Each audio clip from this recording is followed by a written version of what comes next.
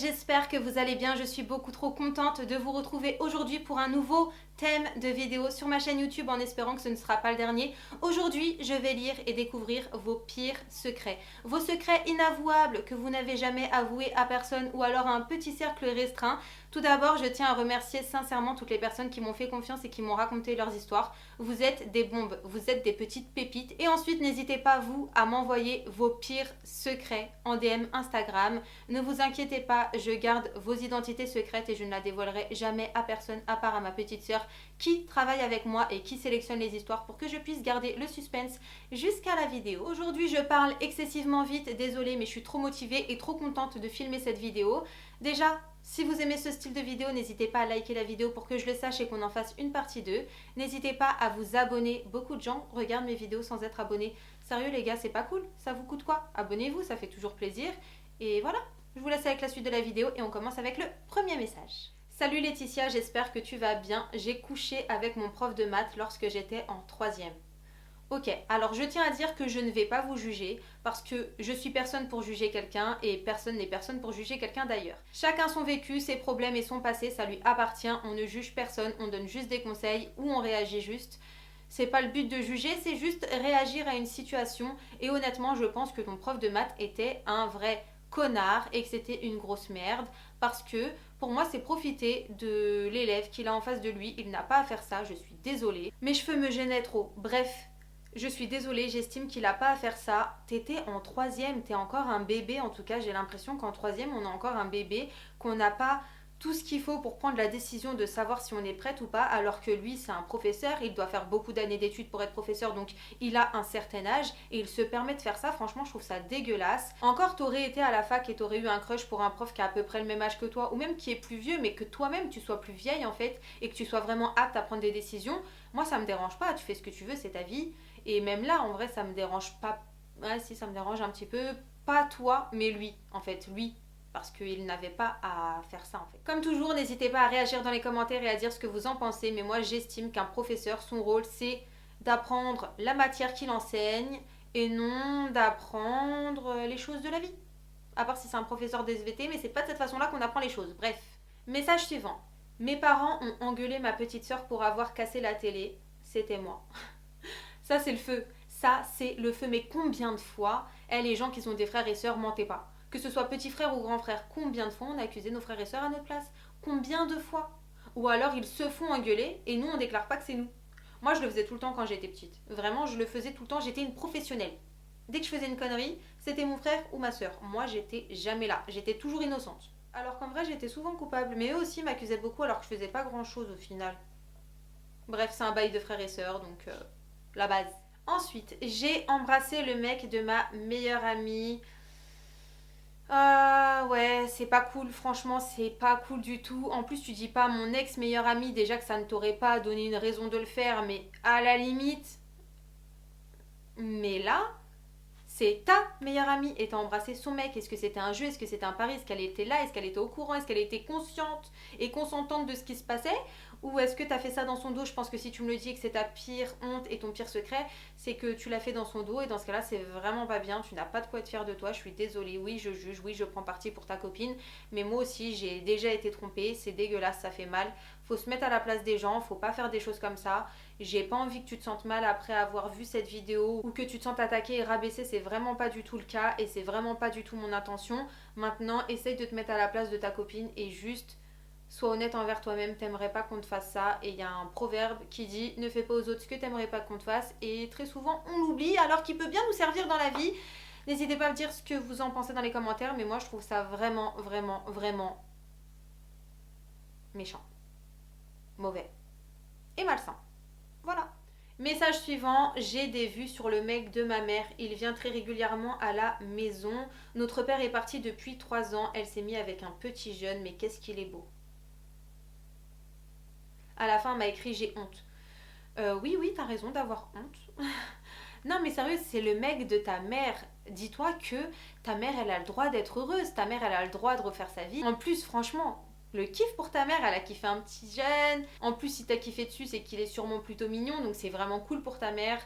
Franchement, Juste par respect parce qu'elle t'a porté 9 mois dans son ventre, arrête de regarder son mec, vraiment, non, non, non. On touche pas au mec des darons, ça sort d'où ça? Moi, je suis pas pour du tout. Je te demanderais, s'il te plaît, de contrôler tes pensées et surtout tes arrière-pensées et tes envies un petit peu malsaines. Parce que là, on va pas se mentir, c'est un peu malsain. C'est comme si c'était ton beau-père, en fait. Ou que ça deviendra un jour ton beau-père. Ouais, c'est chelou. Non, non, non, mauvais bail. Arrête ça tout de suite. Message suivant. Oui, je sais, faut que j'arrête de chanter, mais je peux pas m'en empêcher. C'est devenu un tic et c'est de votre faute, d'ailleurs. Message suivant. J'ai déjà mangé du caca. J'ai déjà mangé du caca de chien pour un pari. C'était un action ou vérité, j'avais vraiment pas le choix. Tout le monde jouait le jeu. Ma pote a bu de la pisse. Alors déjà, je n'aimerais pas être ton amie et participer à ce genre de soirée, mais vous êtes des malades. Mais vous êtes des malades. Intoxication alimentaire, vous connaissez les gars ou pas? Vous savez que vous pouvez crever. Vous mériteriez un bon lavage d'estomac. Non mais sérieux, t'as bouffé de la merde. D'un chien. C'est mieux que de la merde d'humain, je pense. Même si je boufferais aucun des deux. Mais t'as bouffé de la merde de chien, t'as bouffé la merde. Genre, il y a un chien, il a mangé, il a chié, t'as mangé. Et tu l'as chié. En fait, c'est peut-être ça le cycle de la vie. Et vous êtes des malades. Ok, d'accord, c'est bien de faire un pari, c'est bien de vouloir montrer qu'on est là, on est fun, on est drôle, on est prêt à tout. On est courageux, on est là, tu vois, t'as des choses à prouver, je sais pas, mais non, mange pas de la merde de chien, mais non, mais non, mais non. À la limite, on me dit de bouffer la pâtée de chien, oui, oui, ça peut être drôle, c'est fun, c'est dégueulasse, ça pue, c'est marrant. Mais le caca, même si ça pue, même si c'est fun, c'est pas marrant. C'est pas fun non plus d'ailleurs. C'est dégueulasse. Je ne te juge pas, tu fais ce que tu veux. C'est toi et ton estomac. Ouais, je viens de dire estomac, fais comme si t'avais pas capté. Mais vraiment, non, non, non, les gars, ne faites pas ça. S'il vous plaît, ne faites pas ça. Ne faites pas ça. J'ai volé mes parents pour acheter des bonbons lorsque j'étais au collège. Je le faisais régulièrement et grâce à ça, je me suis fait plein de copines. Moi aussi, j'ai fait ça. Ça m'est déjà arrivé de voler de l'argent à mes parents. D'ailleurs, j'ai accusé mon frère. Oh, ma mère va regarder cette vidéo, elle va être au courant. Maman, je te promets, c'est pas vrai. C'était pas moi. Est-ce que je suis en train de te mentir? Oui. Oui. Est-ce que j'ai vraiment envie de poster cette vidéo, moi? Bref, c'est pas arrivé souvent, deux, trois fois. Tu te rappelles quand la nounou, elle m'avait retrouvée avec un gros paquet de bonbons dans mon sac pour aller à l'école? Moi, j'ai pas attendu le collège, hein, je le faisais en primaire. Bah, en fait, c'était pas mon grand frère qui m'avait donné les sous. C'est moi, je les avais pris. Il s'est resté plein de bonbons. Voilà. Ouais, du coup, je te juge pas, hein. Je pense que voilà, c'est une erreur quand t'es petite, t'as envie d'acheter quelque chose et tu peux pas, t'as pas le droit et voilà. Maintenant, ne faites pas ça parce qu'avec le temps, on le regrette, c'est vraiment pas bien. Nos parents, enfin pour la plupart, travaillent beaucoup, énormément pour nous donner tout ce dont on a besoin et c'est vraiment dégueulasse de voler ses parents. Après, quand t'es jeune, tu sais pas ce que tu fais. Je dis pas que c'est pardonnable, mais c'est compréhensif. La preuve, moi aussi j'ai fait ça. Maintenant, avec le temps, faut grandir, faut apprendre de ses erreurs, se faire pardonner, demander pardon, pardon maman au passage. Et voilà. À ne pas reproduire. Message suivant. J'ai simulé un malaise en EPS pour ne pas faire le tour 3 fois du stade. En fait, ok, j'ai capté. Non, parce que là, on tombe sur deux histoires qui me ressemblent beaucoup. J'étais nulle en EPS et j'étais obèse, j'aimais pas courir, je préférais manger que faire du sport, j'avais pas le temps, je préférais me poser, parler avec mes copines, je courais 2 secondes, j'étais essoufflée, j'avais envie de mourir. Du coup, ouais, oui, ok. Ça m'est déjà arrivé de faire un malaise, mais moi en plus, le pire c'est que c'était un grand terrain extérieur. Donc t'imagines ou pas? Ils voulaient que je cours ça, moi. Impossible! Du coup, j'ai fait semblant, j'ai couru 3 4 minutes et j'ai fait semblant que j'en pouvais plus, que je tombais dans les pommes et tout. Ils ont voulu appeler les pompiers, j'ai dit non, vous inquiétez pas, ça va aller. Voilà. C'est tout ce que j'ai à te dire, faut pas avoir honte, c'est la vie. Oh, c'est bon, t'avais pas envie de faire du sport, et bah t'as pas fait de sport, et t'as eu un zéro, ou t'as eu une absence, ou t'as eu un certificat médical, et on s'en fout, et c'est la vie, et voilà, c'est pas grave. Franchement, si c'est ça ton pire secret et ta plus grande honte, tu dois être un ange descendu tout droit du ciel, parce que franchement, c'est rien. Ou alors t'es peut-être juste très très jeune. Message suivant. Je pourrais pas travailler à RTL 9, ça s'appelle comme ça, non? Ça ressemble un peu à ça, non, le générique? Nanana. Je crois que je raconte de la merde. Bref. Message suivant. J'ai joué au Barbie jusqu'à 17 ans. Ouais, c'est un peu long. Jusqu'à 17 ans, c'est un peu long. Après, en vrai... En fait, les Barbie, c'est des séries que tu te crées toute seule. Voilà.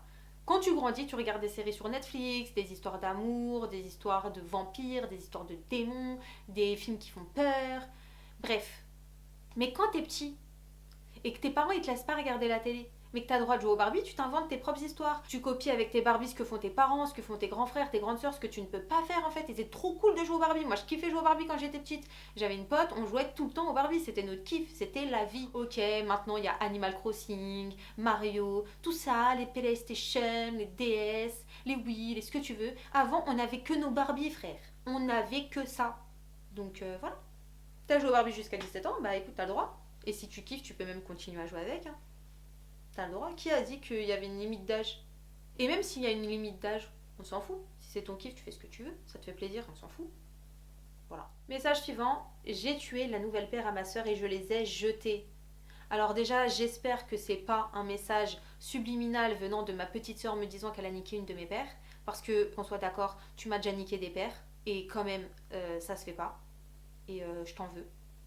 Non, je rigole, je m'en tape, mais quand même, tranquille, t'as vu. C'est ça le problème quand t'as des petites sœurs et des petits frères, ils se permettent de prendre tes affaires sans te demander, ça te fait chier. Parce qu'ils se rendent pas compte que t'as mis de l'argent dedans, ou que t'as attendu pour les avoir, ou que c'est à toi, tout simplement. Et que tu veux que ça reste à toi, juste à toi. Ouais, bah pour le coup, je me mets à la place de ta sœur parce que de une, t'aurais dû lui dire parce que imagine c'était rattrapable, t'es dans la merde. Et de deux, tu comptes lui dire comment que sa paire elle a disparu. Tu comptes rien dire? C'est compliqué, hein. Ouais. Bah ouais, la pauvre. Franchement, t'aurais au moins dû lui dire parce que là, elle va commencer à chercher sa paire partout. Elle va commencer à douter de sa propre santé mentale et elle va croire qu'elle est folle et qu'elle a des pertes de mémoire. Donc franchement, la pauvre, si tu vois que vraiment ça part trop en couille, dis-lui la vérité. Au pire, elle te pardonnera avec le temps. Vous êtes du même sang. C'est bon, c'est pardonnable. C'est une paire. Oh non, je suis dégoûtée. C'est le dernier message. Oh, je suis dégoûtée. En plus, il est ce gars court. Oh non. Il est trop drôle. Mais il est trop court. Ouais, je viens de lire. J'ai pété en cours et j'ai accusé ma pote basique. Qui n'a jamais fait ça? Qui n'a jamais tape en cours et a accusé quelqu'un d'autre? Bon, moi en général, j'accusais pas mes potes, j'accusais les personnes que j'aimais pas. Mais c'est peut-être un concept, hein, t'accuses ta pote et comme c'est ta pote, elle est obligée de te soutenir. Mais toi, en l'accusant, est-ce que tu la soutiens? Non. Du coup, bah écoute, si c'est ça, encore une fois, ta pire honte et ton pire secret, franchement, ça va, hein. On est loin des personnes du début qui ont fait des trucs de ouf. Ou peut-être que vous vous êtes retenus et que vous m'avez pas raconté vos pires secrets, vos plus grandes hontes. Et c'est dommage les gars parce qu'il faut faire vivre cette chaîne et pour ça j'ai besoin de vous. Votre soutien, vos histoires, vos conseils, vos idées. Vraiment cette chaîne c'est pas seulement ma chaîne, c'est la nôtre. C'est notre chaîne. On la partage ensemble. Donc vraiment, envoyez-moi vos histoires. Bref, je vous fais plein de bisous. Je vous dis à très vite pour une nouvelle vidéo et jusque là prenez soin de vous. Ciao. C'était la pire fin de vidéo de ma vie.